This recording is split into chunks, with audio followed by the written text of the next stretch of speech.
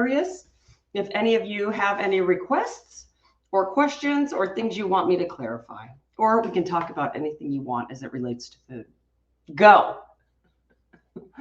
Oh, I love this, Chris. Okay, hold on. Let me just, sorry, I'm seeing your question, and then I got a notification that my sign that's going to say House of Haas behind here is showing up today. Isn't that exciting? So when should you use convection option with your oven? We have a really good oven, and I only use convect when I'm, say, baking on multiple shelves. Well, that's a great reason to use it. So let's talk about convection cooking, because guess what? A lot of new technologies that people talk about are actually just convection cooking. And all convection cooking means, for those of you who are watching and don't know, is that your air is circulated evenly throughout the oven cavity. And so, believe it or not, Traeger grills are convection ovens. They run on wood pellets, and so a fire is distributed at the bottom, but then it's shaped in a way where it helps drive the consistent air temperature throughout. And so what happens when you use convection is that things cook more evenly and they crisp up better. So the other thing is it's kind of like when you add humidity to a temperature and it feels warmer outside, right? Like 90 degrees with 90% humidity is a lot different than 90 degrees with 10% humidity. The same thing happens with convection cooking. So at 375 on convection, it actually cooks things a little bit faster. Here's the kicker. My ovens are only convection. And so what I have to do, Chris, is just put them at a couple degrees less than a regular oven, and remind people that if you want to do things like crisp things really well, if you have a convection setting, it's absolutely worth using. So I love convection. I think that we here in America tend to think of it as a different type of cooking. It's just more even heat circulation. So I use it for everything because I don't have a choice. But what I'll tell you is that I love it because it does crisp things on the outside better. When I roast vegetables, instead of them getting like steamy and kind of soggy, they're crispy and textured. So I use it all the time.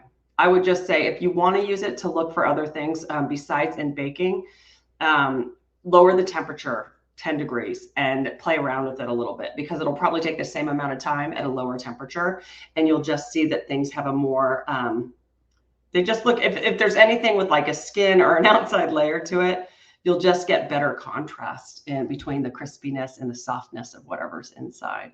I hope that helps.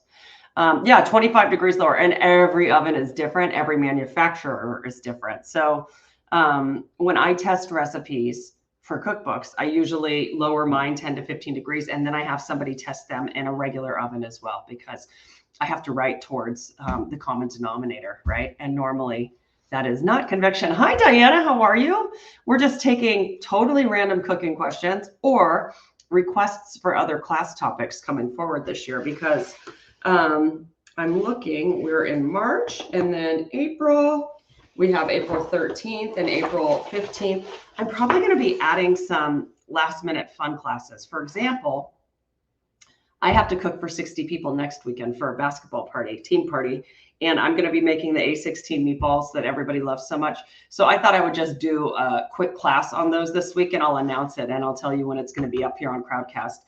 I'm also going to make a panzanella salad with a bunch of beautiful vegetables and toasted pita to put in it. So I might teach both of those as classes, just to have extra learnings up here for you, and a reminder to spread the word about how amazingly great it is that we have so much content up on House of Haas for you to refer back to at any time, right? So, I mean, we're up to probably 70 or 80 hours worth of classes now. I should go back and actually calculate. It's kind of crazy how much we have up there, right? I've forgotten.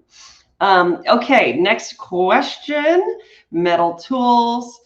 You were taught never to use metal on metal, but I see so many cooks use them on nonstick. I'm terrified to use metal on my Sol Le Creuset. Fenna, I am so glad you asked this question. So metal on metal has changed a little bit. First of all, it sounds pretty terrible, right? If you're scraping metal on metal. But with traditional cookware, that was always a problem, because you could hurt the metal if you're using a metal utensil. You're like scraping it, right? And entering the pan. That does not happen now. with many non-sticks because they are treated with a PFOA coating that does not scratch very easily.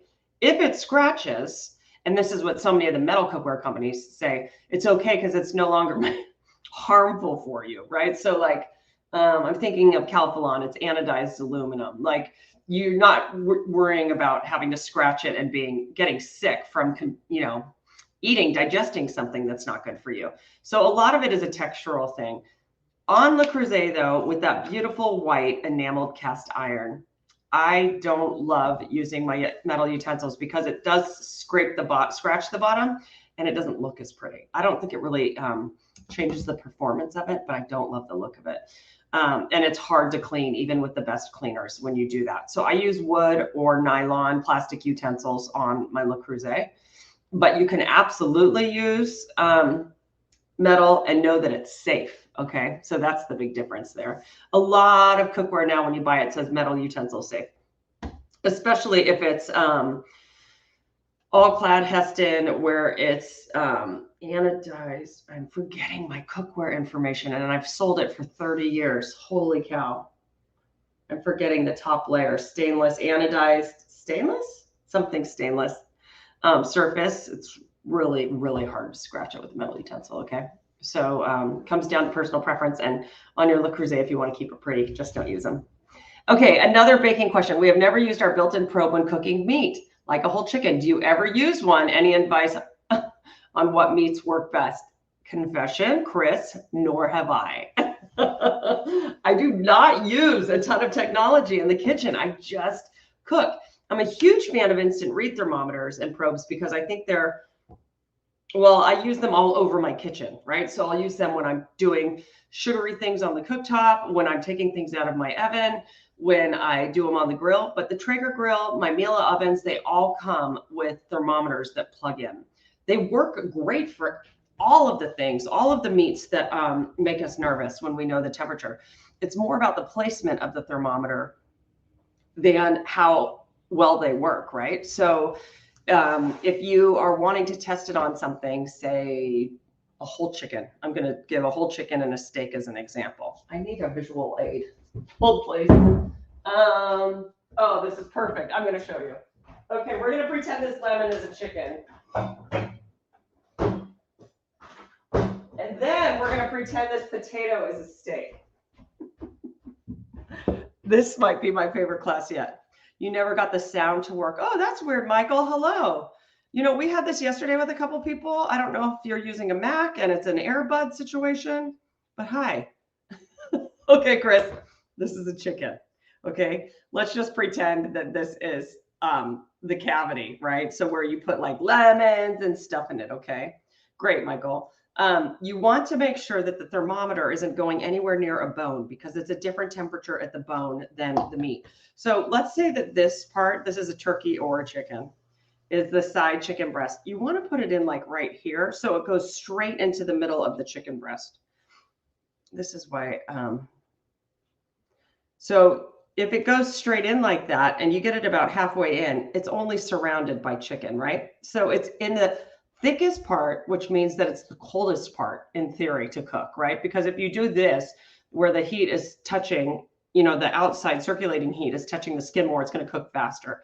So you need to make sure that it's cooked well in the middle. So when you're putting your thermometer, whether it's instant read or it's attached to whatever cooking vessel you have, you need to make sure it's in the middle like that, okay? I'm going to become a weirdo and show you how this is a steak. Not become a weirdo, I am a weirdo, but let's just pretend that this is a big old ribeye, okay? And it's about that thick. It's the same concept. You want it to go straight in the middle without touching any bone, and you want it to get about that far. So when people do this, you guys, I literally cringe. It freaks me out because that is not going to be the internal temperature of the meat. And if you're working towards rare or well done or whatever internal temperature you want, that's just not going to be an accurate reading. This, my friend, is how you get an accurate reading. So if you're wanting to go rare, you'd want it to get about 125, 130 on the inside there when you take it out. And then you'd let it rest for about 5 to 10 minutes to let those juices redistribute. And it'll continue cooking up another 5 to 10 degrees, right? So I hope that helps, whether it is an instant read thermometer, like my Thermapen, which I'm obsessed with, or a meter thermometer, which is a digital one that you can actually keep in your meat, but it's cordless, right? So that one's amazing because you can put it in an oven or you can put it on your grill. You can keep it in the meat the whole time. It won't melt or get disturbed. And it'll tell you on your phone what the internal temperature is. They're kind of blowing this whole, stick thermometer, attached thermometer out of the water because you no longer need a cord. Isn't that cool? Oh. Okay. So then another baking question. Oh, wait, that's the one I just answered. Okay. And then wait, I thought I saw another metal tools. Yep, you got it. I got your other baking question. Any other food questions? Knives. You said you need your knife sharpened. Do you ever use a steel on them? Yes, I do use my steel on them. And here, oh my God, this is the best class ever. Here's the deal. Getting your knife sharpened and using a sharpening steel are not the same thing. So picture a knife.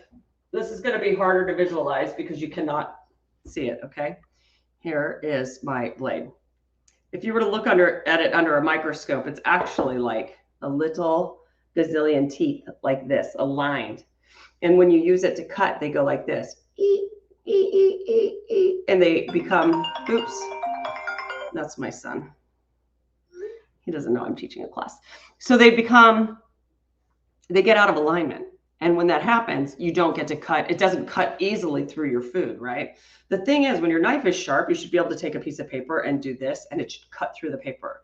You should be able to slice through a tomato without putting any pressure on your knife. So first of all, that's a great way to tell if your knife needs sharpening. You really shouldn't be having to put much pressure on the food that you're slicing. So the thing is, a sharpening steel is used to keep your knives in shape. So let's say that these are all of the little teeth. If they just get a little wacky, oh, I've got a great way to explain this. A sharpening steel is like wearing a retainer all the time. Keep your teeth in place, right? But if you don't wear your retainer, what happens? And you have to sharpen the knife and start over. It's like getting braces again. So if you use a sharpening steel consistently, you can keep the teeth aligned. That means you're using it almost every few times that you're using it to cut, depending on how much you cook. So if you have not done that and you go to use your sharpening steel now and your knives are out of shape, it's not going to help. So what I always recommend is getting your knives sharpened first. If you have to put any amount of pressure on your food to cut, okay, I'm doing this. If you just got them and you're wanting to know how to keep them in shape, I'm happy. Actually, I need to do the knife skills class. I'm going to throw that in as an extra class, and I'll teach you how to use a sharpening steel and what direction to go in. Real knife geeks, if you buy good knives, will tell you that you have to use a certain type of metal against a certain type of knife at a certain angle. And I'm here to tell you, this is how I feel about how many millions of types of pellets there are for Traeger grills. I do not obsess over that. Once you learn the actual motion itself, it's going to help. Okay. So I'd be happy to teach you more about that, Fenna. I just need to know a little bit more about your knives, if they need to be sharpened from the beginning. If they do, a couple recommendations. Many hardware stores offer knife sharpening where you drop them off and somebody comes and picks them up and they return them a week later. Many farmers markets do it, I've noticed. So you drop them off and then they bring them back to you the next week. There's a knife sharpening place. Like if you Google knife sharpening, you'll find one in pretty much any city. There's a great place in San Francisco I like, whose name is escaping me. But my friends told me there's a great place in Walnut Creek. And I think that they price it by $1 per inch. So if it's an 8-inch chef's knife, it would cost $8 to sharpen. And when you do the math on it, it's just not that expensive. Like I've taken in a dozen knives before and it's cost me under $100. And then they're like new, right? So knife skills is on the docket. I was trying to decide if I should film it as a class without an audience so that we can take really tight shots of it, and I can cut I can cut the film and get downward shots, forward shots, and then just put it up in House of Haas for you so that you can take your time and you're not trying to keep up with me, and we can really go over the basics of how to hold a knife, how to sharpen a knife, how to know when it's dull and all of those things, right? That's good to know, Chris. I'm glad you think that. You have Henkel's Pro, or you know what, Fenna? I have a ton of Henkels, and a lot of mine are that old as well. And my dearest friend who, when she got married 25 years ago, yeah, 25 years ago, I helped her and her husband register. And it was so funny because we went through Williams-Sonoma and I got them everything fantastic. And when I go to her house and cook, I laugh because they still use so much of it. Everything has lasted, but her knives, I'm like, have you sharpened these one time since you got married? And maybe once, but they desperately need to be sharpened. But with Henkel's, Wusthof, Schön, once you get them sharpened again, those knives are supposed to last you forever. You should not be having to replace your knives. So often people think they need new knives when they just need to be sharpened. Okay, cool. Any other questions? Anybody have questions from brunch class the other night or requests for other classes? I know knife sharpening has been at the top of my list, actually. So I'm happy that that's a good one for you guys. I'm excited in my new book, which comes out in October. Like we discovered the other night, it's apparently for sale already, which is so weird. They don't have any of the recipes up online. It just has the cover and you can pre-order it. But I have a bunch of, I have a great list in there for all the tools I use in my kitchen. So Michael, you're asking the question, which I hate to say it, I have zero opinion on. Asian versus European angles. I've never been that big of a knife geek. I mean, the thing is I'm gifted knives all the time. And so I use the sharpener the sharpening steel that I have with all of the knives that I have, and it works just fine. And so I think that when people start talking angles, that's kind of like you're beyond House of Haas. You're advanced cutlery. And I'm most definitely not. I think that the knives I use, the ones I recommend for people are the ones that you can find everywhere. And when you're geeking out on really fancy knives, you're usually really into precision cutting and cooking. And I want to teach you guys just the fundamentals, right? So I don't have an opinion to answer your question. Zero opinion because I don't know anything on the subject. What else? Recipes, ideas you want to learn from me? Chris, I tested it both ways with gluten-free flour and regular flour. The best part is my older son came in yesterday and said, oh my God, this coffee cake is so good.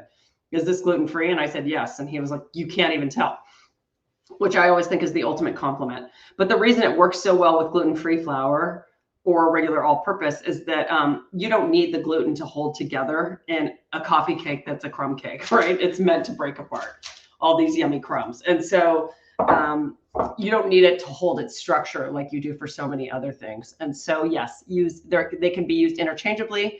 And the recipe I referred to in the class by Sally something, she used regular all-purpose flour in hers. Okay.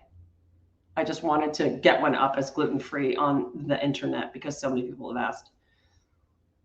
Oh, I'd love to do. Oh, you're fancy, Victoria. Could I sometime demonstrate how to de-choke an artichoke when splitting it without splitting it? Oh, when splitting it in half. So you want me to teach you how to take out the fuzzy part and take all the leaves off and make it pretty? So is your intention? Oh, great. Oh my God, let's do artichokes. I avoid them like the plague because they make you do so many of them in culinary school. It's just not fun anymore. But the thing is, there's definitely a method to it. They turn brown really quickly as well. So I love teaching people that they're prickly and mean on the outside and they're soft and kind on the inside. Like a nice person, right? Kind of like a grandma you want to hug. I'll teach you how to break the leaves off. You want to get the pricker parts off the outside, right? The ends, and you can use scissors to do that. You can chop it all off with a knife. And then when you get on in the middle, it's like the choke itself, the heart itself is so protected. But you can use a spoon to spoon out the fuzzy stuff on top. They are a lot of work, but there's a lot of reward there. Maybe we should do a grilled artichoke, which you could do inside too. I think I took out too much meat that time you did it. You know what? It takes practice. It really does, because the area where the fuzzy stuff hits the meat, until it's cooked, it's just next to impossible to pull those off without having a really sharp knife or a pointed spoon that you can get in there and grab that with. And so artichokes would be fun. Let's talk about that, especially since it's springtime. Maybe we'll do one with big ones, and we'll do ones with the baby ones that are much more forgiving and you can eat more of it. Okay, everybody's up for grilled artichokes. This is fun. I love this. That would be a great class. I'm writing this down, by the way. Excuse me. Let me just get a writing utensil. So this week, I'm going to do a pop-up meatball class, a pop-up panzanella class, grilled artichokes, regular artichokes, coring artichokes, the whole thing, knife skills. See what happens? My VIPs get to mandate what we do. Grilled artichokes, knife skills, the meatballs this week in panzanella, grilled and stuffed. Stuffed is so easy because you just put in there whatever you like. So we can, it's kind of like oysters, on the top of oysters. Okay, meatballs, grilled artichokes. I'm going to do the panzanella probably this week, so look for that. I might as well prep with you all because if I'm having 60 people over, that means that I need to do a lot of the cooking before the party. I do not like waiting until the moment of. In fact, when people ask me how and why I entertain, it's because I don't procrastinate. And so normally I wouldn't have 60 people over, but I fully volunteered for this. And my son's basketball coach is a huge cook, and he's Greek. And so I want to make some things that would be fun for him to enjoy as well. He's American, but raised in a Greek family. And so I'm the one who kind of said, oh yeah, I'll cook. I'll have everybody over. And we're getting a ton of it catered as well. But that gives me a chance to just make some things for joy and for fun and to share on top of everything else. So hi, Angie. We're just taking questions. We're just going to hang out here until about 10:30 today. And Sunny, my partner in crime / dearest friend down the street, might come crash the party because we're walking down to the farmer's market after this. So I can get inspired and cook some new things this afternoon. When people say, oh, my farmer's market is so tiny, blah, blah, blah, I laugh because so is ours, but it has everything you need. I mean, like, I don't need 20 stands with different berries. Give me 1 or 2 and I'm happy, right? So I love the growers at our farmer's market. And it's got this like cute little hippie vibe. There's a guy who's always playing guitar that's like super sleepy. But there are some great food trucks. Would love tips for prep ahead cooking for a crowd. Okay, terrific, Angie. Now too, I can't remember, did you take the meal planning classes? Because I do a lot of that in those classes, and they're included in your House of Haas membership now. Ooh, fun. Greek food for your son's birthday. That's right, Karen. That's awesome. So fun. So I love prep ahead. That's why I loved the brunch class too, because you can do all of that ahead of time. So I'll talk about prep ahead stuff in these next classes I do, these extra ones I'm throwing up, because I always try to work ahead. And just with meal planning in general, thing I think about with your recipes is which one? I love that about the freezing. And Chris, you know what? I forget to tell people what can be frozen or not, because I tend to forget to freeze my food. It sounds silly, but because I go in between having kids here and no one else here, sometimes I'll cook like my kids are here and I leave something in the fridge for them. Like I made a huge lasagna the other day and then walked away. And then I came home and was like, oh my God, they haven't even finished the lasagna this week, which bums me out because I should always be freezing things. Okay, everybody loves Greek food. Bring it on. Hi, Buzzy.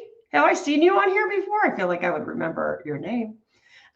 So Chris, that's a great suggestion. So much of what I make can be frozen. You know what I should be doing? Oh, you say that, and I'm like, gosh darn it, my book just went to print. I should have a little tag on things that freeze well as well. Like I do, like gluten-free, dairy-free, makes in 15 minutes or less. Vegetarian, vegan. I should have freezable button. I can start making a note of that on my recipes. Great call out.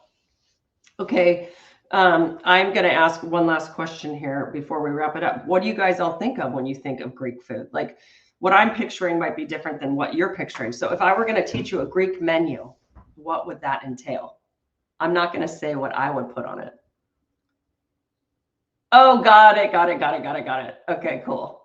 You know what's hard, you guys, is between here and Instagram, I mess up people's names too. Like I don't realize I'm talking to the same person sometimes. So if your Instagram, if you have a handle that's not your name, I just realized one of my good friends has been following me on Instagram forever and commenting, and I didn't know it was her because her handle does not say her name.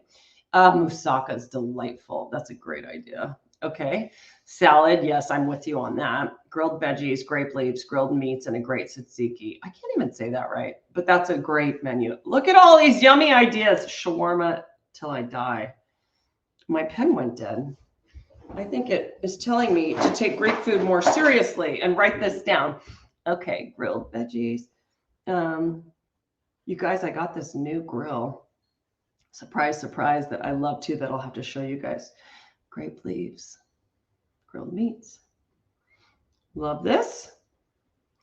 Pasticcio, you know, I've never made it. Karen, you have though, I know. Okay, I'm just writing all this down because it's so fun. Okay, cool. Stay tuned this week, friends, for it's easy. That's good to know. Some pop-up classes. So I'll send you emails of when those will be happening because like I said, I need to make the meatballs. I need to make, oh, you know what else I'll probably do is like a beautiful crudité platter with some dips. I love lamb. Bring on the lamb. And the panzanella salad will be beautiful. And yeah, and then all of these great things. So we'll be sending out, I can't remember what we said we were doing for the April class. Well, we could just do Greek all year, friends, right? There's just so many great, there are so many great recipes. I could do a Greek book, my goodness. So that's it. I hope you guys will check out on Instagram later. I'll probably be going live.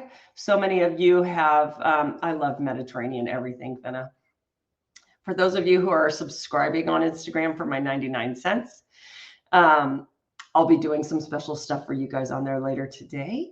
And how do you find the new book? Buzzy, if you enter Amanda Haas and then you enter the words Homemade Simple, that's the name of the book. I can't remember the subtitle. I really cannot remember it because we changed it 2 or 3 times. You should be able to find it. If you go to Amazon right away, it doesn't pop up as one of my titles, but if you enter those words, it pops up. And like I said, it's for pre-sale, which means you say you want it. They'll tell you it's guaranteed to land on your doorstep October 25th, which is the day after it comes out. And they guarantee you the least pricey price on it. So you know, it becomes a total competition between booksellers who can sell it for less. And Amazon's always undermined everybody else. They've started to raise their prices. And so that's a whole interesting thing. But when I rebuild my website, what I'm going to do is give you options for where you can order it so that if you prefer to go to an independent bookseller, you can. And when people used to be like, I have to pay twice as much for an independent bookseller now, you shouldn't have to. Okay. That being said, I should walk down and tell my bookseller that I'm going to have a new book and they should stock it in their cute little bookstore. So more to come on that. We have 7 months to plan, press, book signings, all of that fun stuff. So I'll report back on that for sure. I think, knock on my wood table, now that the pandemic is coming, well, God, I can't even say it. Now that we're not in the height of the pandemic, people are getting back to in-person events. So I really hope I can do some in-person signings and have some fun with all of you. Okay, that's it. Thanks for everything, you guys. Thanks for all the great feedback. I look forward to announcing these classes and let's have some fun together, some more fun together, okay? Check in your inbox or your junk mail for any of my emails. A lot of them get stuck in spam and junk, but the replay of the last class is up and this one will be up within the next 2 days, okay? Everybody have a great weekend. Ciao. Thanks for joining. Oops, I did the wrong button again. One day I'm going to get it right.